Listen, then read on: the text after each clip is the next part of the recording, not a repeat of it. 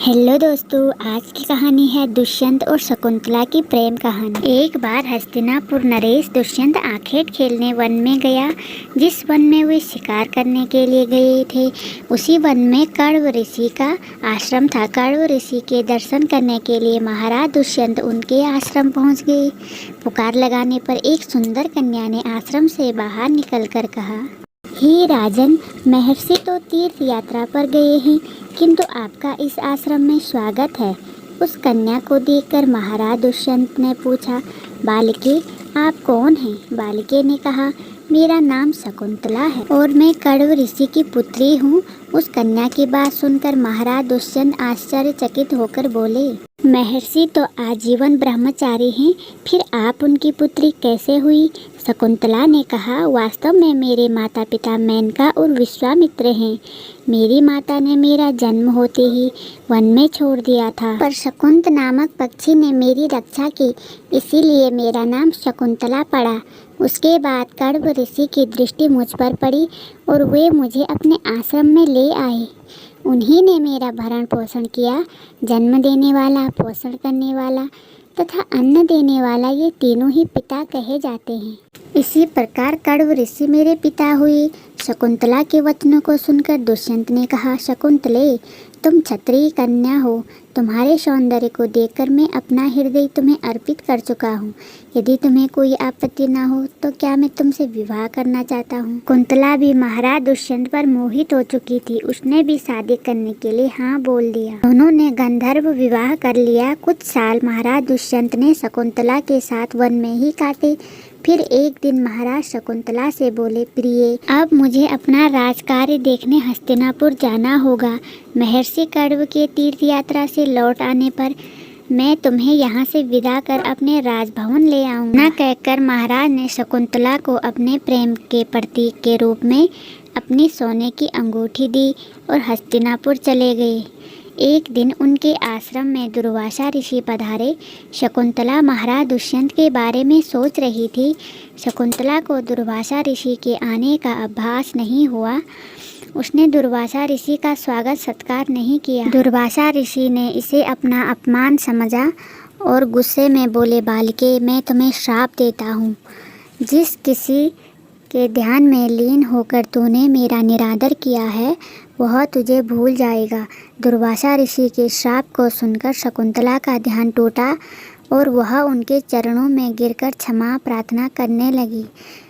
उसकी क्षमा याचना सुनकर महर्षि शांत होकर बोले, अच्छा, यदि तुम्हारे पास उसका कोई प्रेम चिन्ह होगा तो उस चिन्ह को देखकर उसे फिर से सब याद आ जाएगा। सालों के बाद कण्व ऋषि तीर्थ यात्रा से लौटे।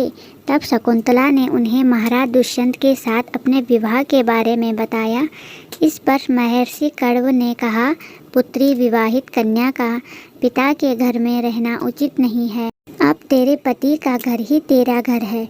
इतना कहकर महर्षि ने शकुंतला को अपने शिष्यों के साथ हस्तिनापुर भेज दिया।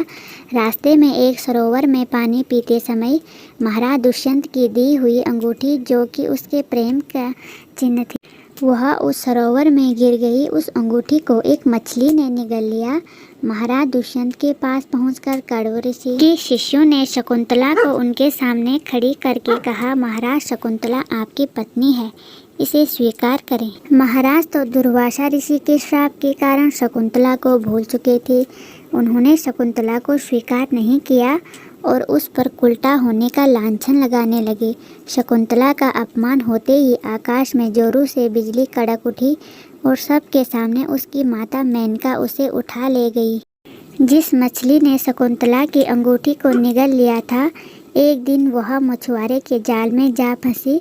जब मछुआरे ने उसे काटा तो उसके पेट से अंगूठी निकली। मछुआरे ने उस अंगूठी को महाराज दुष्यंत के पास भेंट के रूप में भेज दिया।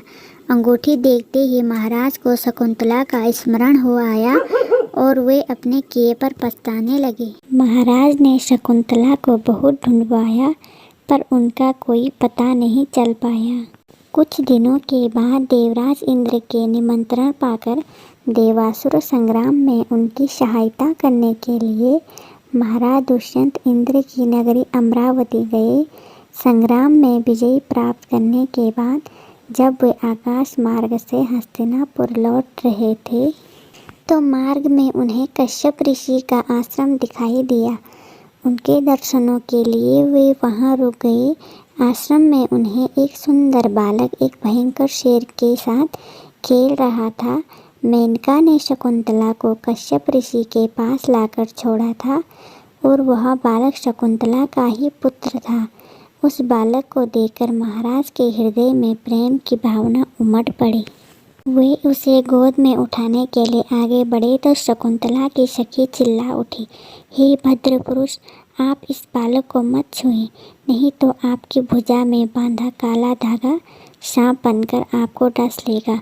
यह सुनकर भी दुष्यंत खुद को रोक नहीं सके और बालक को अपनी गोद में उठा लिया। अब सखी ने आश्चर्य से देखा कि बालक की भुजा में बंधा काला डोरा पृथ्वी पर गिर गया है। सखी को पता था कि बालक को जब कभी भी उसका पिता गोद में लेगा वह काला डोरा पृथ्वी पर गिर जाएगा। सखी ने खुश होकर पूरी बात शकुंतला को बताई। शकुंतला महाराज दुष्यंत के पास आई। महाराज ने शकुंतला को पहचान लिया। उन्हें अपनी गलती के लिए क्षमा मांगी और कश्यप ऋषि की आज्ञा लेकर शकुंतला को अपने पुत्र को हस्तिनापुर ले आए।